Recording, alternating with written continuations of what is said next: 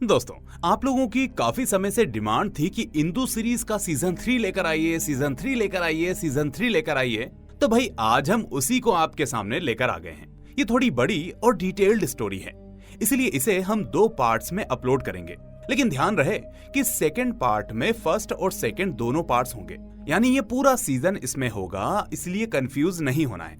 बाकी इसके पहले 2 सीजन्स हमने एक ही वीडियो में कवर किए थे। जिन्होंने वो नहीं देखे तो वो डिस्क्रिप्शन में दिए गए लिंक या आई बटन पर क्लिक करके भी देख सकते हैं। तो चलिए अब बिना देरी किए शुरू करते हैं आज की ये एक्सप्लेनेशन।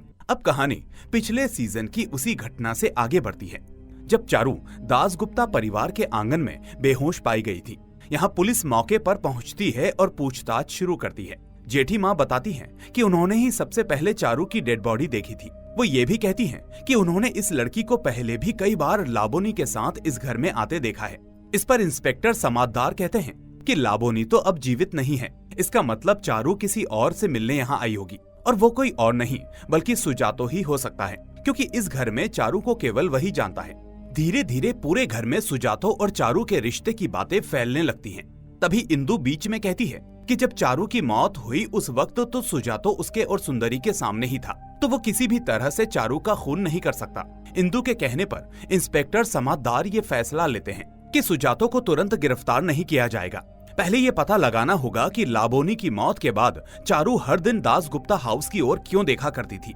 ये सुनकर इंस्पेक्टर पूछता है, इंदु तुम्हें कैसे पता कि चारू रोज इस घर की तरफ देखती थी? इंदु जवाब देती है कि मुझे ये बात जेठू ने बताई थी, उन्होंने अपने कमरे की खिड़की से खुद उसे देखा था। अब इंस्पेक्टर जेठू से मिलने जाता है, लेकिन शाम होते होते जेठू अफीम के नशे में होते हैं, इसलिए कुछ साफ साफ नहीं बता पाते। सुजातो कहता है कि जेठू अब कुछ कहने की हालत में नहीं है, तो बेहतर है कि आप मुझे ही थाने ले चलिए। जब बाकी सब लोग रोकने की कोशिश करते हैं तो इंस्पेक्टर कहता है कि हम सुजातो को गिरफ्तार नहीं कर रहे, बस पूछताछ के लिए ले जा रहे हैं, आज रात ही छोड़ देंगे। जाने से पहले सुजातो इंदु से कहता है, पहले मैं चाहता था कि तुम इस घर से चली जाओ, लेकिन अब चाहता हूँ कि तुम यहीं रहो, वरना ये घर अनाथ हो जाएगा। इंदु चिंतित होकर पूछती है, ऐसे क्यों कह रहे हो सुजातो? इंस्पेक्टर ने तो कहा है कि आज रात तुम्हें छोड़ देंगे। सुजातो मुस्कुराकर कहता है, हाँ, आज शायद छोड़ देंगे, पर कल फिर बुलाएंगे, जाना तो मुझे होगा ही भाभी। सुजातो के जाने के बाद मिहिर इंदु के कमरे में आता है। वो रहस्यमयी अंदाज में कहता है कि इस घर में 2 कहानियां चल रही हैं, 2 घेरे। कभी कभी दोनों एक जगह आकर मिल जाते हैं, और जिस बिंदु पर वो मिलते हैं वहीं से शुरू होती है सारी उलझने। इंदु उसकी बातों का मतलब नहीं समझ पाती, और मिहिर भी खुलकर कुछ नहीं कहता। उधर सुजातो के थाने जाने के बाद कौशानी यानी कुशी बहुत ही बेचैन हो जाती है। उसकी बेटी बुलबुल दौड़कर इंदु को बुलाने आती है, क्योंकि कुशी बार बार सिर्फ इंदु को ही बुला रही होती है। इंदु के कमरे में पहुंचते ही पौशी कहती है कि उसकी दीदी कुशी सुजातो के अरेस्ट होने की खबर से बहुत ही डिस्टर्ब हो गई है। पौशी उसे सर पर तेल मलकर शांत करने की कोशिश करती है ताकि उसे नींद आ जाए, लेकिन कुशी किसी को छूने नहीं देती। इंदु खुद तेल लेकर कोशिश करती है, पर कुशी किसी की बात नहीं मानती। कुशी बार बार बस एक ही बात कहती जाती है कि इंदु तुम उसे बचा लो, सुजातो को उसके पास से बचा लो। लेकिन ना इंदु और ना हम दर्शक इस बात का असली मतलब समझ पाते हैं। इधर थाने में इंस्पेक्टर समाददार सुजातो से कहता है कि चारू की मौत से तुम्हारा ही फायदा हुआ है। अगले दिन पुलिस उससे पूछताछ करने वाली थी, अगर वो बोलती तो तुम्हारे लिए मुसीबत खड़ी हो सकती थी, इसलिए तुमने उससे पहले ही उसे हमेशा के लिए चुप करा दिया।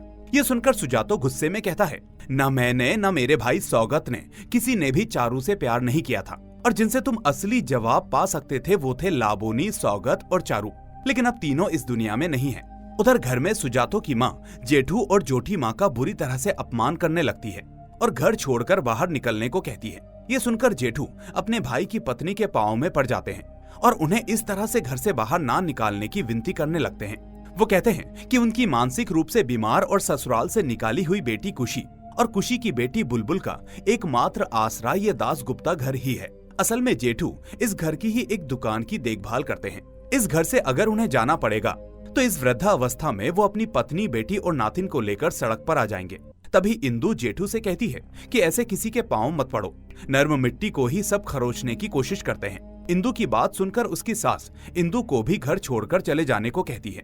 जब मिहिर उसका विरोध करता है तो उसकी सास कहती है, मिहिर को तो शर्म आनी चाहिए, नौकरी छोड़कर इस तरह ससुराल में आकर सास के पैसों पर अय्याशी कर रहा है।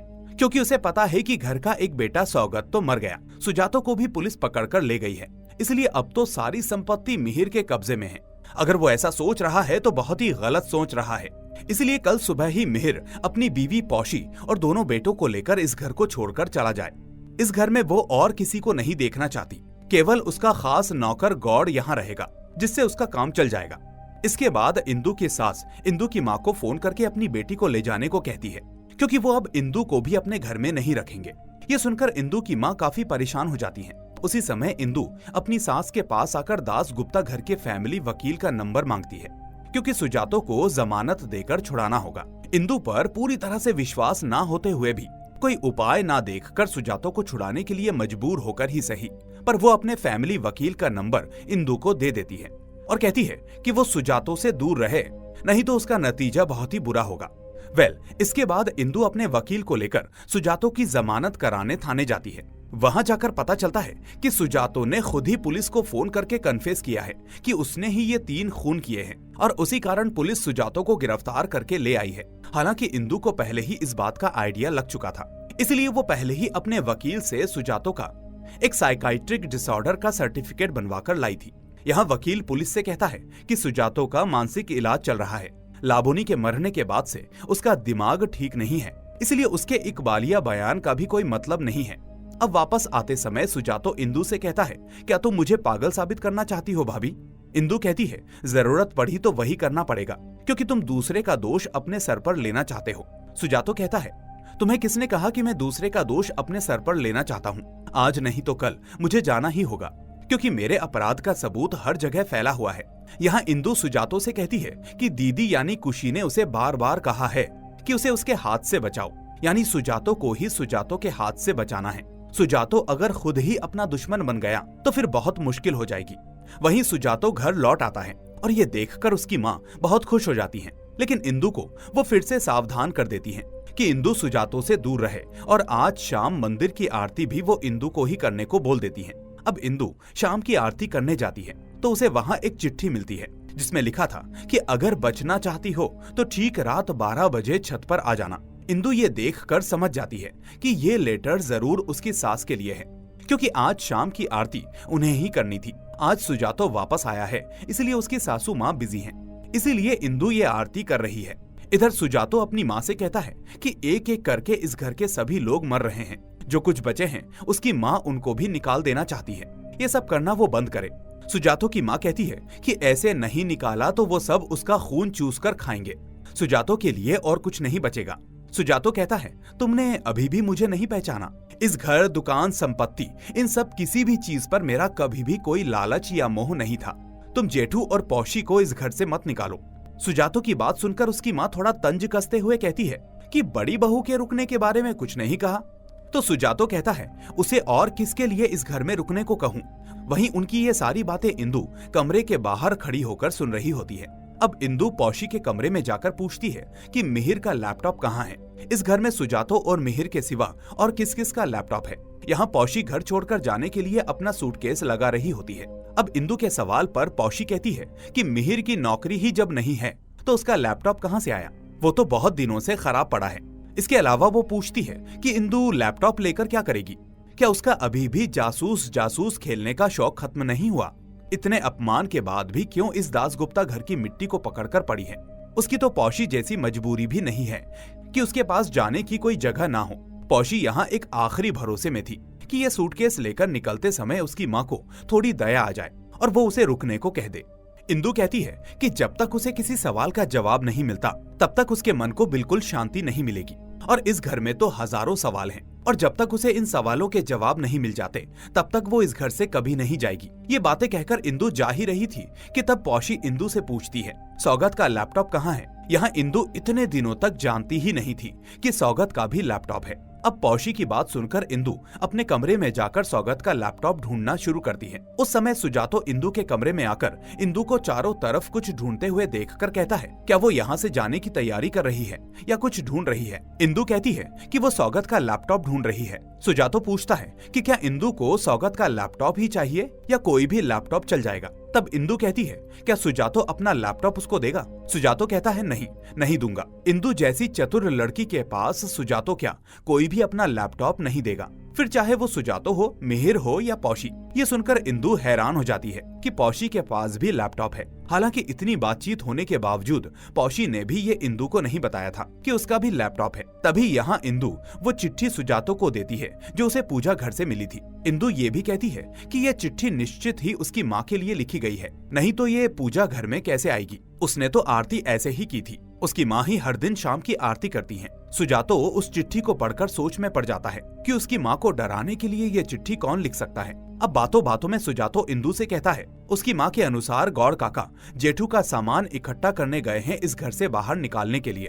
ये सुनकर इंदु जेठू के कमरे में जाकर गौड़ काका को ये सब बंद करने को कहती है, क्योंकि किसी के कहने से कोई भी इस तरह से सड़क पर नहीं निकल सकता। पहले उसकी जाने की जगह सेट हो जाए फिर सब देखा जाएगा। इसी बीच इंदु की माँ बहुत परेशान होकर दास गुप्ता परिवार में आती है ताकि वो इंदु को वापस ले जा सके। हालांकि वो चाहती थी कि वो इंदु की सास से बातचीत करे, लेकिन इंदु नहीं चाहती थी कि उसकी माँ उसकी सास के सामने अपमानित हो। अब निकलने से पहले इंदु वो चिट्ठी अपनी सासू माँ को देकर कहती है कि किसी ने उसे रात 12 बजे छत पर जाने को कहा है। यहाँ चिट्ठी देखकर इंदु की सास बहुत डर जाती है। वो कहती है कि ये निश्चित तौर पर इंदु ने ही लिखा है उसे डराने के लिए। इंदु कहती है कि मैं लिख सकती हूँ, लेकिन कोई और भी लिख सकता है। इसके अलावा मैं इस घर को छोड़कर जा रही हूँ। अब ये आपकी समस्या है। मैं अब इन सब के बीच में खुद को फंसाना नहीं चाहती। इन सभी के बीच में इंदु ध्यान देती है कि इंदु की सास के सर पर सुंदरी कनक भृंगराज तेल मल रही है। इंदु सुंदरी से कहती है यहाँ भी कनक भृंगराज तेल? ये तेल तो उसने पिछले दिन खुशी के कमरे में देखा था। सुंदरी कहती है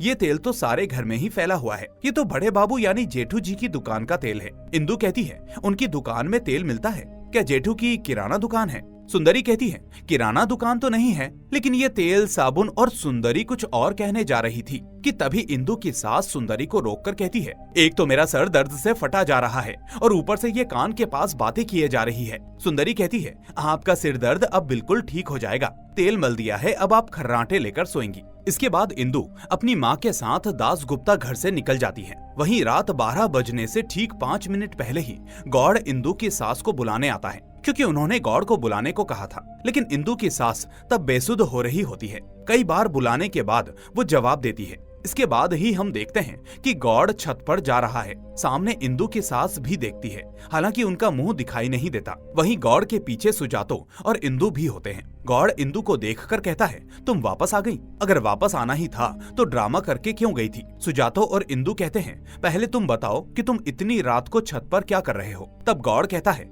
वो तो मैं बता दूंगा, लेकिन उससे पहले मैं देखूं कि ये कौन है। ये तो माँ नहीं है, माँ तो नीचे सर पर तेल मलकर सो रही हैं। वो तो छत पर चढ़ नहीं पाएंगी, इसलिए उन्होंने मुझे कहा कि किसने उन्हें बुलाया है ये देखकर आने को। दरअसल किसने चिट्ठी लिखी है ये जानने के लिए ही सुजातो और इंदु ने मिलकर ये प्लान किया था, और वो सुंदरी को इंदु की सास के जैसे सजाकर छत पर लाते हैं। लेकिन तभी उन्हें नीचे से एक चीख सुनाई देती है। वो लोग फटाफट जाकर देखते हैं कि इंदु की सास पर हमला हुआ है और उनके मुंह से बहुत ही तेल निकल रहा है। उन्हें अस्पताल ले जाने पर डॉक्टर कहते हैं उन्हें जहरीला तेल पिलाया गया है, उसी के जहर से उन्हें पैरालिसिस हो गया है। पेट पंप करके सिर्फ तेल निकल रहा है, लगता है किसी ने जबरदस्ती मुंह खोलकर तेल पिला दिया है। यहाँ इंदु सुजातो से कहती है कि ये सब उसी की गलती है, किसी एक को माँ के पास रहना चाहिए था। सुंदरी ने कहा था कि उस तेल के मलने पर बहुत नींद आती है। उस तेल के मलने के बाद माँ के लिए अब किसी भी तरह से छत पर जाना संभव नहीं होगा, ये उसे समझना चाहिए था। और वो सब छत पर चले गए और इसी मौके पर किसी ने ये सब कर दिया।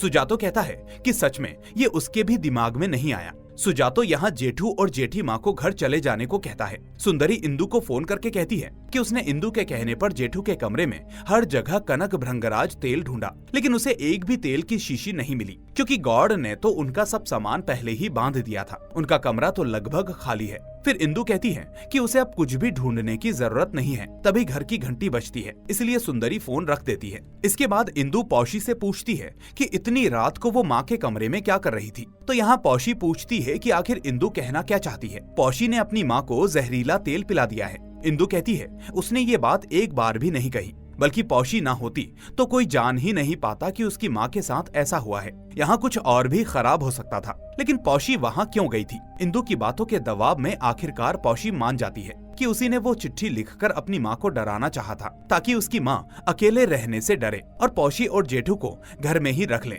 लेकिन आखिर में ऐसा कुछ हो जाएगा ये उसने कभी नहीं सोचा था। वहीं लौटते वक्त सुजातो मिहिर से मुस्कुराकर कहता है, तुम्हारा तो अच्छा ही हुआ, माँ अब लंबे समय के लिए घर से बाहर है और तुम्हें कहीं जाना भी नहीं पड़ा। मिहिर जवाब में धीरे से एक लोरी गुनगुनाने लगता है, लेकिन जैसे जैसे वो गाता है लोरी का आखिरी हिस्सा उसे याद नहीं आता। घर पहुंचकर सुजातो सभी से कहता है कि अब कोई भी इस घर को छोड़कर नहीं जाएगा। इस बीच इंदु गौर से पूछती है, जब तुमने जेठू के कमरे की सारी चीजें इकट्ठी की तब कनक भृंगराज तेल की कितनी पेटियां मिली थी? गौर कहता है, सिर्फ एक पेटी मिली थी, वो भी सील बंद। इंदु जेठू से पूछती है, एक पेटी में कुल कितनी बोतलें होती हैं? तब जेठू जवाब देते हैं कि एक पेटी में 24 बोतलें होती हैं, लेकिन जब पेटी लाकर देखी जाती है तो सील टूटी हुई होती है और अंदर सिर्फ 21 बोतलें बची होती हैं। अब सवाल ये उठता है कि बाकी 3 बोतलें कहाँ गई? इसके बाद सीन कट होता है, जहां सुजातो उस दिन के बारे में सोच रहा होता है जब लाबोनी को घर से निकालने का फैसला किया गया था। उस वक्त लाबोनी ने सुजातो से कहा था,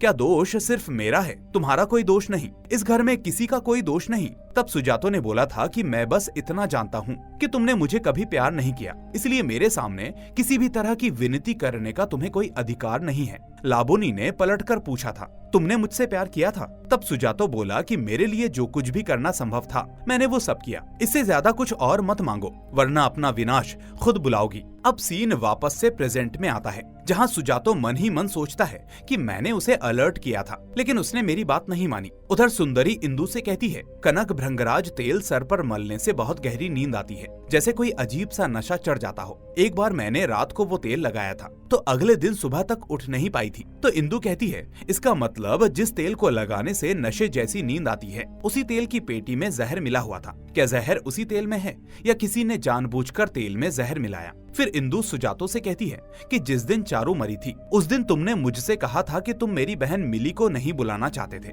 बल्कि उसके पति अंजन को बुलाना चाहते थे, क्योंकि पहले मेरी शादी अंजन से तय हुई थी। तुम अपने भाई को साबित करना चाहते थे कि मेरे और अंजन के बीच में कुछ चल रहा है ताकि तुम अपने भाई को सजा दे सको। तुम चाहते थे कि वो सारी जिंदगी जलकर तड़प तड़प कर मरे। इंदु हैरान होकर पूछती है, लेकिन तुम अपने भाई को ही सजा क्यों देना चाहते थे? सुजातो धीमी आवाज में जवाब देता है, लाबोनी और सौगत दोनों की मौत धतूरे के जहर से हुई थी, लेकिन सबसे घातक जहर शक का होता है। शक इंसान को धीरे धीरे तिल तिल कर खत्म कर देता है। अब इंदु सोच में पड़ जाती है कि आखिर सुजातो किसकी बातें कर रहा है। वो कहती है कि मेरे मन में बहुत सवाल है, चारू इस घर में कैसे आई? क्या वो खुद आई या किसी ने उसे मजबूर किया? और अचानक वो इस घर में आकर क्यों मर गई? उसके अगले ही दिन मेरी सास को जहरीला तेल क्यों पिलाया गया? वो आगे कहती है, जेठू ने तो कहा था कि एक पेटी में 24 तेल की बोतलें होती हैं, लेकिन जब पेटी खोली गई तो सील टूटी हुई थी और अंदर सिर्फ 21 बोतलें थी। बाकी 3 बोतलें कहाँ गई? फिर इंदु को याद आता है कि उस रात 12 बजे गौड़ काका ने छत पर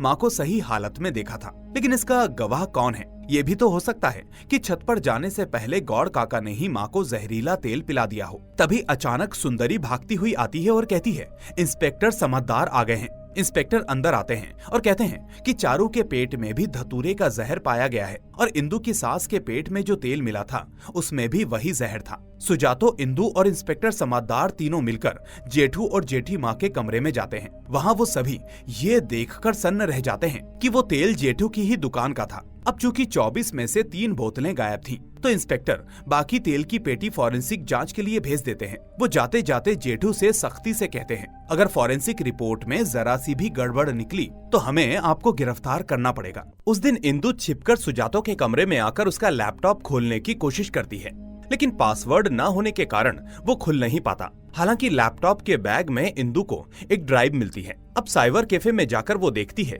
कि वो ड्राइव पूरी तरह से खाली है। इंदु फिर एक दुकान वाले से पता करती है तो वो बताता है कि अगर डेटा बहुत समय पहले डिलीट नहीं हुआ तो उसे रीस्टोर किया जा सकता है। वहीं उस दिन रात को सुंदरी और इंदु को भी एक धमकी वाली चिट्ठी मिलती है। उसमें लिखा था, सर के तेल में कौन जहर मिलाता है सब पता चल जाएगा। जानना चाहो तो कल रात 11 बजे छत पर आ जाना। उस दिन रात को इंदु सपने में देखती है कि चारू उसे कह रही है कि उस रात वो इंदु को ही सब कुछ बताने आई थी, लेकिन क्या बताने आई थी अब तो वो कुछ भी नहीं बता पाएगी, क्योंकि अब तो चारू मर चुकी है। लेकिन चारू ने जो जो कहा है वो सब कुछ इंदु याद रखे। असल में मिली को भेजकर चारू ने खबर भेजी थी कि इंदु दासगुप्ता घर के बिजनेस पर नजर रखे। लाबोनी की मौत एक हादसा नहीं थी। पहले खाने में धतूरे का जहर मिलाया गया और फिर तकिए से दम घोंटकर मार डाली गई। किसी ने तो कुछ देखा है, किसने देखा है, क्या देखा है? इतने सारे सवाल छोड़कर इंदु की नींद टूट जाती है। उस दिन सुजातो इंदु से कहता है कि उसे भी उसी तरह की धमकी भरी चिट्ठी मिली है। इंदु लाबोनी के मेस में जाकर मेंट्रेन से बात करती है और वहाँ उसे पता चलता है कि लाबोनी के कमरे के सामने वाली तरफ मानसी नाम की एक लड़की रहती है। मानसी बैंक की परीक्षा की तैयारी कर रही है, इसलिए वो देर रात तक जागकर पढ़ाई करती है। हो सकता है उसने कुछ देखा हो, लेकिन फिलहाल वो मेस में मौजूद नहीं है। इंदु तय करती है कि शाम को वो मानसी से मिलेगी। बातचीत के दौरान इंदु चालाकी से मेंट्रेन की नजर से बचकर लाबोनी के कुछ दस्तावेज अपने बैग में रख लेती है। बाद में जब इंदु सुजातो के लैपटॉप बैग में मिली ड्राइव देखती है तो उसमें उसकी शादी के बाद की दावत का वीडियो होता है जो किसी कारण से डिलीट हो गया था। इंदु उस ड्राइव को एक दुकान वाले के पास ले जाकर वीडियो रिस्टोर करने को कहती है। वो व्यक्ति बताता है कि इसमें 2-3 दिन का समय लगेगा। इसी बीच मिहिर सुजातो से मिलने आता है और कहता है कि उसे भी बिल्कुल वैसी ही धमकी भरी चिट्ठी मिली है। इंदु सुजातो की किताब की दुकान में जाकर वहाँ के कर्मचारी से चालाकी से ये पता लगा लेती है कि लाबोनी के पिता की किताबों की दुकान नेहाटी में है, वही दुकान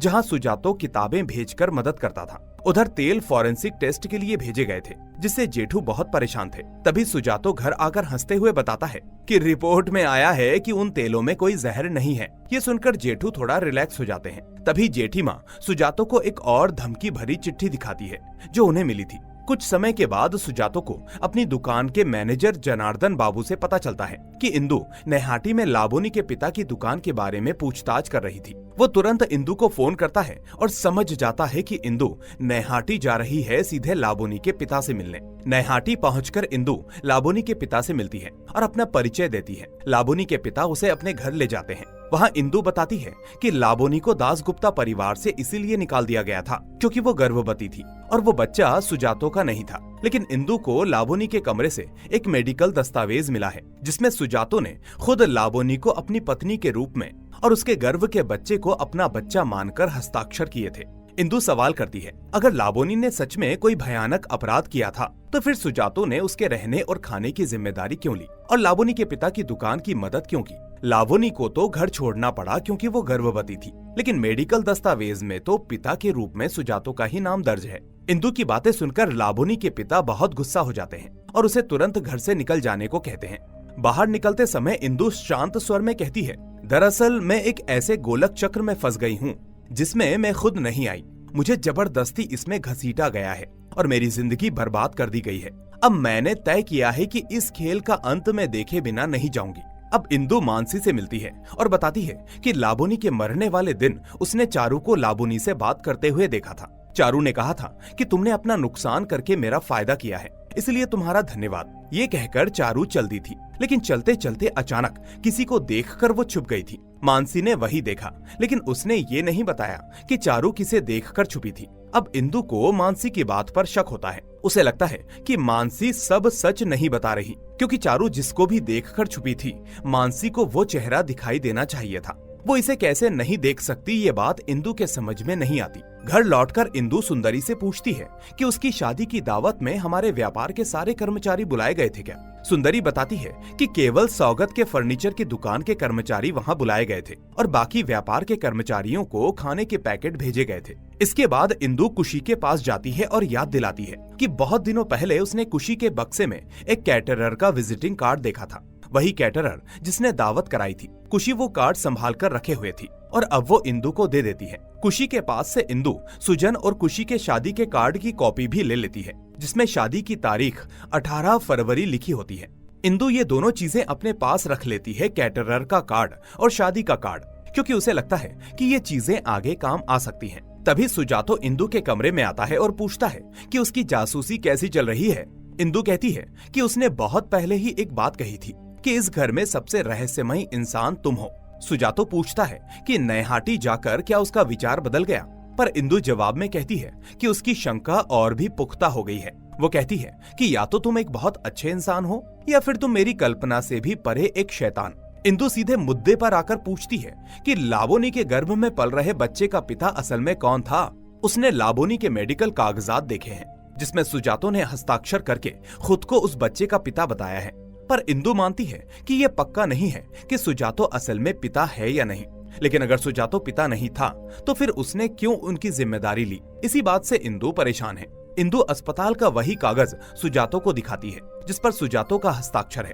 कागज देखकर सुजातो का चेहरा कुछ पल के लिए ढीला पड़ जाता है, पर वो जल्द ही अपने आप को संभाल लेता है और कहता है, ये मैं नहीं बताऊंगा। तुम्हारे सब सवालों के जवाब मैं नहीं दूंगा। अगर तुम पता कर सकती हो तो खुद ढूंढ लो। अब रात का समय था, घड़ी में 11 बजने वाले थे। वही समय जो उस धमकी भरी चिट्ठी में लिखा था। घर के लगभग सभी लोगों को वैसी ही चिट्ठी मिली थी जिसमें कहा गया था कि रात 11 बजे छत पर आना। तभी सुजातो कहता है कि किसी को भी छत पर नहीं जाना। किसी ने धमकी दी है तो इसका ये मतलब नहीं है कि हम उसी के कहे पर चलें।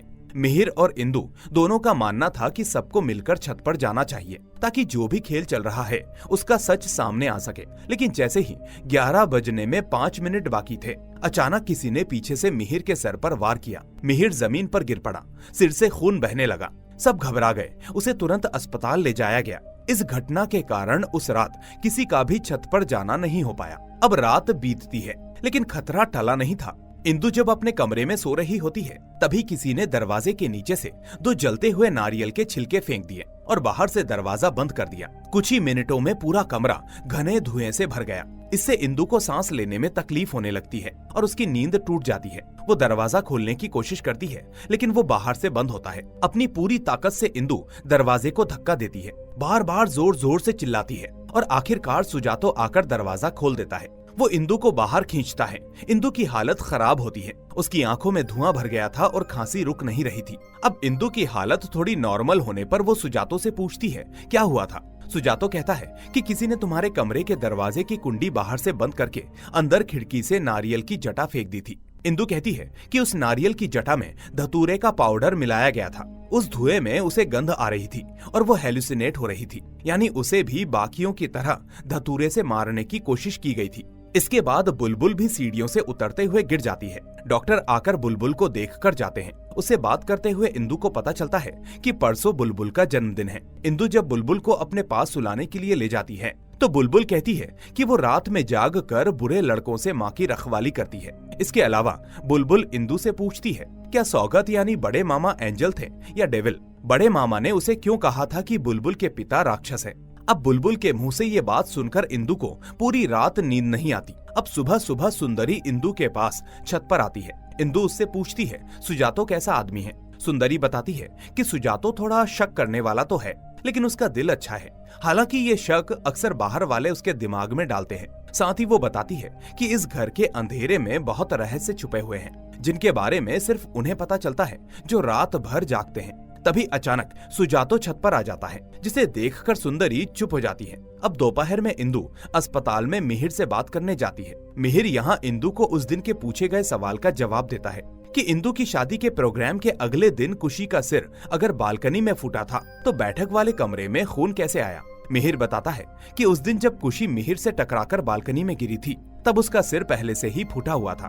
मिहिर को इंसोम्निया की बीमारी है। इंदु यही बात मिहिर से पूछती है क्योंकि जो रात में जागते हैं वही तो अंधेरे को अच्छे से पहचानते हैं। वहीं अस्पताल से घर लौटते समय इंदु जब गाड़ी के लिए सड़क के किनारे इंतजार कर रही थी तभी अचानक भीड़ में से कोई इंदु को धक्का मारकर गाड़ी के सामने गिरा देता है। खुशकिस्मती से इंदु बच जाती है। अचानक वहां इंदु को किसी चीज की गंध महसूस होती है। इसके बाद इंदु अपनी शादी के प्रोग्राम की वीडियो फुटेज जिसे रीस्टोर किया गया था उसे लेने चली जाती है। उसे देखने के बाद वो उसमें से कुछ स्टिल्स के स्क्रीनशॉट ले लेती है और उन्हें प्रिंट करवाती है और उसके बाद वो उन्हें लेकर चारू के फ्लैट के केयरटेकर से बात करने चली जाती है। इंदु उन्हें वो तस्वीर दिखाकर पूछती है कि चारू के फ्लैट में किन लोगों का आना जाना था। इसके बाद वो उस कैटरिंग सर्विस वाले से बात करने चली जाती है। वहाँ वो पूछती है कि उस रात में कितने लोगों ने खाने के पार्सल करवाए थे। इसके बाद शाम को एक कैफे में इंदु सुजन सेन यानी कुशी के पिता से कुछ बातें जानने के लिए उसे बुलाती है। वहां आकर वो बताता है कि कौशानी की मानसिक समस्या की बात छुपाकर उसकी शादी उससे की गई थी।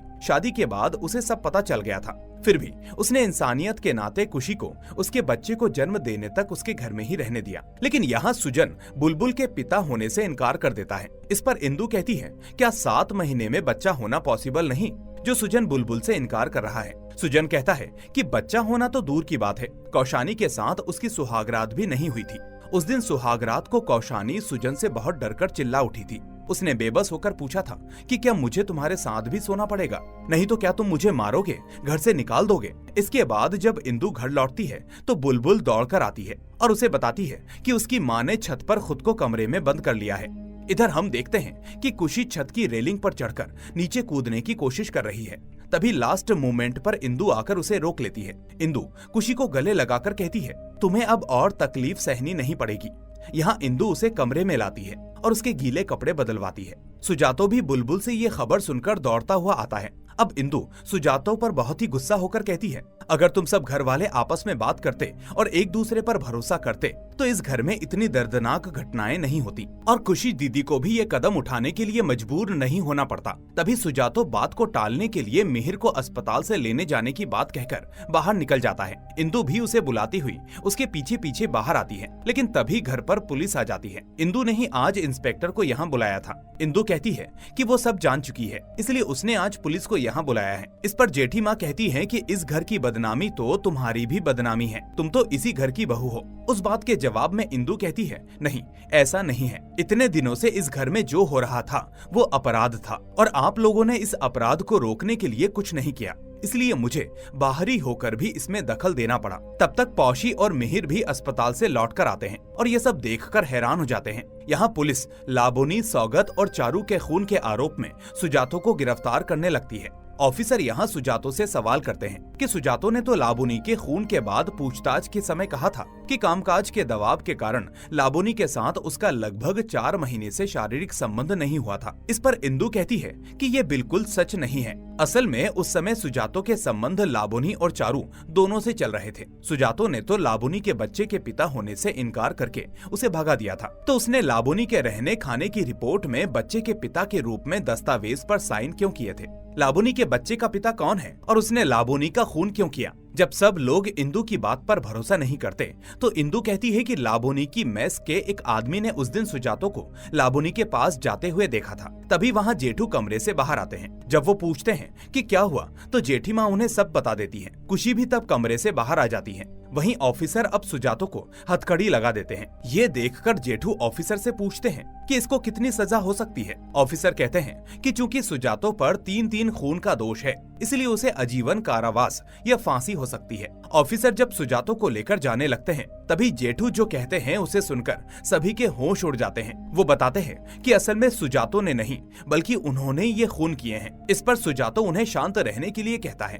वहीं उनके मुंह से ये बात सुनकर इंदु कहती है, मैं सब जानती हूँ जेठू, बस आपके मुंह से कबूल करवाना चाहती थी। इसके बाद सभी को असली घटना बताने के लिए बैठक के कमरे में लाया जाता है। यहाँ हमें पता चलता है कि इंदु ने ही ऑफिसर से सुजातो को गिरफ्तार करने का नाटक करने को कहा था। इंदु अब बताना शुरू करती है कि उसकी शादी से पहले ही इस घर में एक अजीब सा ग्रुप बन गया था जो था लड़कियों का ग्रुप, और वो नहीं चाहती थी कि इंदु इस घर की बहू बने। ये बात पौशी पहले ही बता चुकी थी कि उसने और खुशी ने मिलकर गिफ्ट में आई मछली के पेट में जहर के पत्ते भर दिए हैं, जो हमने पिछले सीजन में देखा था। दूध और आलता की थाली में गर्म दूध रखना, नींबू मिलाना, सुजातो को उसके भाई के मन में शक डालकर धीरे धीरे तकलीफ देकर मारने की इच्छा। इंदु तब इन सब का मतलब नहीं समझ पाई थी। सुंदरी के मुंह से इंदु ने सुना था कि लाबोनी बहुत अच्छे दिल की लड़की थी, तो फिर सुजातो को इतना शक क्यों था? क्या सौगत ने सुजातो के मन में ये शक डाले थे? तभी सुजातो बोलता है कि उसका रिश्ता पक्का होने के दिन से ही उसके भाई सौगत ने उसके मन में जहर भरना शुरू कर दिया था। अब हमें फ्लैशबैक में सुजातो और लाबोनी का रिश्ता पक्का होने का सीन दिखाया जाता है। लाबोनी के घर जाकर जेठीमा बताती हैं कि जब सौगत को पता चला कि सुजातो लाबोनी को मन ही मन पसंद करता है तो उसने ही सुजातो और लाबोनी की शादी की बात चलाई। इसके बाद जब लाबोनी चाय और मिठाई की ट्रे लेकर आती है तो सौगत अजीब नजर से लाबोनी की तरफ देखने लगता है। फिर सौगत सबको हैरान करते हुए सबके सामने सुजातो से कहता है, तुम्हें अब लाबोनी के पिछले लवर के साथ मुकाबला करना पड़ेगा, वो भी तो काफी हैंडसम है और मैंने सुना है कि वो अभी भी कोलकाता में ही रहता है। इसके बाद वो सुजातो के कान में कहता है, लाबोनी पान का पत्ता हटाकर किसे देख रही है? उसकी आंखें किसे ढूंढ रही हैं। इस तरह सौगत सुजातो के मन में धीरे धीरे शक के बीज बोता गया। अब सीन प्रेजेंट में वापस आता है। ऑफिसर ये सब सुनकर पूछते हैं कि सुजातो और लाबोनी को अलग करके सौगत का क्या फायदा था। इंदु बताती है कि इस घर में सुजातो की पत्नी बनने के बाद ही सौगत लाबोनी की तरफ आकर्षित हो गया था। अब सवाल ये था कि वो सुजातो की जिंदगी से लाबोनी को कैसे हटाएगा। इसके लिए सबसे पहले सौगत सुजातो के मन में लाबोनी के नाम का जहर भरता है और उसका दूसरा चारा थी चारू। सौगत को पता था कि सुजातो कविताएं लिखता है, इसलिए सौगत ने चारू को किताब खरीदने के लिए सुजातो की दुकान पर भेजा और उसके बाद वो दोनों नजदीक आने लगे। सौगत के बिछाए जाल में सिर्फ सुजातो ही नहीं बल्कि चारू भी फंस गई थी। चारू सौगत से प्यार करती थी और इसी का फायदा उठाकर सौगत ने चारू को शादी का वादा किया और बदले में उसे सुजातो के साथ प्यार का नाटक करने को कहा। चारू के फ्लैट में सुजातो और सौगत दोनों का नियमित आना जाना था। ये बात इंदु ने उस दिन फ्लैट के केयरटेकर को सबकी तस्वीरें दिखाकर कंफर्म कर ली थी। सुजातो को हटाकर सौगत ने लाबोनी को हमदर्दी दिखाकर करीब खींचा और इसी जाल में फंसकर लाबोनी प्रेग्नेंट हुई और इसके बाद सौगत ने खुद ही लाबोनी के बच्चे के पिता की पहचान पर सवाल उठाकर उसे घर से बाहर निकाल दिया। सिर्फ सुजातो को पता था कि लाबोनी के बच्चे का पिता कौन है। जिस दिन वो लाबोनी को नैहाटी छोड़ने गया था और इस घर का वारिस होने के कारण उसने लाबोनी और उसके बच्चे की जिम्मेदारी ले ली। इसके बाद सुजातो सौगत के ही हथियार से उसे शिकार बनाने की योजना बनाता है। सुजातो सौगत की शादी के समय से ही उसके मन में तरह तरह के शक डालना शुरू कर देता है कि इंदु का कहीं और भी रिलेशन है। ये बात सुजातो ही सौगत के दिमाग में डालना चाहता था, लेकिन वो उसे जान से मारना नहीं चाहता था। इस पर ऑफिसर पूछते हैं तो फिर सौगत को किसने मारा। इंदु कहती है कि वो एक और कहानी है। असल में जेठू ने ही सौगत की सिगरेट में धतूरे का मसाला भरा था और उससे सौगत को हेलुसिनेशन होता था। जेठू का मकसद सौगत को धीरे धीरे स्लो पॉइजन देकर पागल बनाना था, लेकिन उनके इस गुस्से का जो कारण है इंदु अब वही कहानी बताने लगती है। दरअसल इंदु की शादी की काल रात्रि की रात लाबोनी छुपकर सौगत के साथ आखिरी बार मिलने आती है। वो नहीं जानती थी कि वो उसकी जिंदगी की आखिरी रात होगी। सौगत ने उस रात लाबोनी को पैसे देकर अबॉर्शन कराने को कहा था, लेकिन लाबोनी किसी भी हाल में राजी नहीं होती। वो कहती है कि वो अब सब कुछ इंदु को बता देगी। लाबोनी के बाहर जाने पर सौगत जेठू को फोन करके धमकी देता है कि जेठू लाबोनी का मुंह बंद करने के लिए उसे मार दे, वरना सौगत उन लोगों को इस घर से बाहर निकाल देगा। और अपने सिर की छत को बचाने के लिए जेठू ने शादी के प्रोग्राम की रात वो खाना लाबोनी तक पहुंचाया था। ऑफिसर जब इस बात का सबूत मांगते हैं तो इंदु कहती है कि बहुत कोशिश के बाद वो अपने उस प्रोग्राम का वीडियो रिकवर कर पाई है, जिसमें सभी देखते हैं कि जेठू खाना पैक करवा रहे हैं और कैटरर ने बताया कि जेठू ने अपनी दुकान के जितने कर्मचारी थे उनसे एक ज्यादा खाना लिया था और लाबोनी के मेस वाले आदमी ने भी दबाव में आकर कबूल किया है कि जो लाबोनी का खाना देने आया था उसे उसने देखा था। इंदु जब मानसी को इस घर के सभी लोगों की फोटो दिखाती है तो वो कंफर्म करती है कि वो जेठू ही थे। इतनी कोशिश के बावजूद जेठू अपने सिर की छत नहीं बचा पा रहे थे। सौगत उन्हें फिर से ये घर छोड़ने की धमकी देता है। अब जेठू ने सोचा कि सौगत की इस धमकी को बंद करना होगा और लाबोनी की मौत की खबर सौगत को देने जाते समय जेठू सौगत के सिगरेट के पैकेट को बदलकर उसमें बहुत ज्यादा धतूरे का चूर्ण मिला हुआ सिगरेट का पैकेट रख देते हैं और उसी ओवरडोज से एक रात में 20 सिगरेट पीकर जहरीले धुएं से फेफड़े खराब होने के कारण सौगत मर जाता है। ऑफिसर अब चारू की मौत के बारे में पूछते हैं तो जेठू बताने लगते हैं जिस रात चारू मरी थी उस रात चारू इस घर में झांक रही थी तो जेठू उसे देख लेते हैं। तभी जेठू को याद आता है कि इस लड़की ने ही उन्हें उस दिन लाबोनी के मेस में जाते हुए देखा था। इससे जेठी माँ के मन में डर बैठ जाता है क्योंकि अगले दिन पुलिस को चारू से पूछताछ करनी थी। चारू इंदु को कुछ बताने आई थी। तभी जेठी माँ चारू को इंदु से बात करवाने के लिए बुलाकर लाती है और उसकी चाय में धतूरे का जहर मिलाकर उसे पिलाकर उसका खून कर देती है। ऑफिसर पूछते हैं कि कोलकाता जैसे शहर में उन्हें धतूरे के पत्ते कैसे मिले। इस पर इंदु कहती है कि वो जेठू की आयुर्वेदिक दुकान से मिले थे। इंदु को उस दुकान के बारे में कैसे पता चला ये वो आगे बताती है कि इंदु की सास को सिर में लगाने वाला तेल पिलाए जाने के बाद इंदु को पता चला कि वो तेल जेठू की दुकान का है। इसलिए इंदु एक दिन जेठू की दुकान देखने जाती है और जाकर दुकान का नाम देखकर वो समझ जाती है कि वो सुजातो सौगत और पौशी के पिता देवदूत दास गुप्ता के नाम पर है। अब देवदूत का मतलब तो फरिश्ता होता है। वहीं चारू ने ही इंदु को इस घर के व्यापार पर ध्यान देने को कहा था, यानी इसी दुकान की बात कही थी। इंदु को पता चला कि धतूरे का एक और नाम कनक है। अब इंदु की सास की बारी आती है। उन्होंने भी जेठू को घर से निकालना चाहा और जिंदगी की सबसे बड़ी गलती कर बैठी, क्योंकि जेठू का मकसद तो सिर्फ खुशी और बुलबुल की सुरक्षा और सिर पर छत को बचाना था। इसलिए जेठू ने तेल में धतूरे के पत्ते पीसकर मिलाए और इंदु की सास को पिला दिए। वहीं इंदु की सास पर हमला होने के बाद इंदु ने ही वो धमकी भरी चिट्ठी सबको भेजी थी ताकि असली अपराधी डर जाए। वहीं मिहिर इंसोम्निया का मरीज था,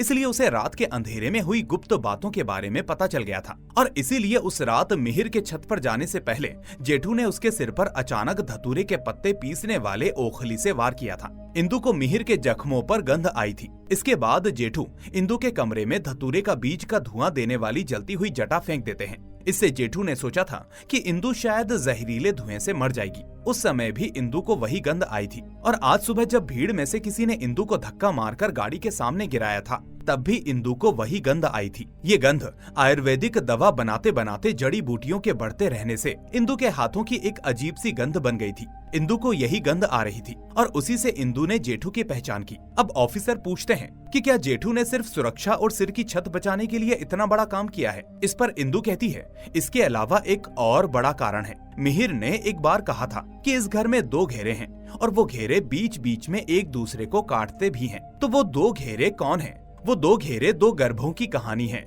2 रहस्यों की कहानी। एक है लाबोनी और दूसरी है कौशानी और उन दोनों घेरों के एकमात्र इंटरसेक्शन पर है सौगत। इंदु अब इस घर का सबसे बड़ा राज ऑफिसर को बताने लगती है कि असल में कुशी की बेटी बुलबुल का पिता सौगत है। कुशी के गर्भवती हो जाने के बाद सौगत ने जोर जबरदस्ती से जल्दबाजी में कुशी की शादी सुजन से करवा दी थी, जिससे सौगत का अत्याचार कुछ हद तक बंद हो गया। लेकिन बुलबुल मिहिर को गलत समझती थी, इसलिए उस दिन मिहिर ने बुलबुल से कहा था बुरा लड़का बुरा नहीं होता। सुजातो और सौगत की माँ ने अपने बड़े बेटे सौगत के इस बुरे काम को इतने ध्यान से छुपा कर रखा था कि बहुत दिनों तक सुजातो को भी अपने भाई की इस वासना के बारे में पता नहीं चल पाया। लेकिन असली अपराधी यहाँ सुजातो और सौगत की माँ है। उन्हें तो शारीरिक बीमारी की वजह से कानूनी सजा नहीं दी जा सकती। सौगत और सौगत जैसे राक्षसों को अगर शुरू से ही सख्ती से कंट्रोल किया जाता तो कुशी और लाबोनी जैसी लड़कियां बच जाती और जेठू जैसे लोग भी अपराधी नहीं बनते। अब जेठू के पकड़े जाने पर भी उन्हें कोई दुख नहीं होता। वो सुजातो से कहते हैं इस बूढ़े को बचाने के लिए तू अपनी जिंदगी हंसते हंसते बर्बाद कर रहा था,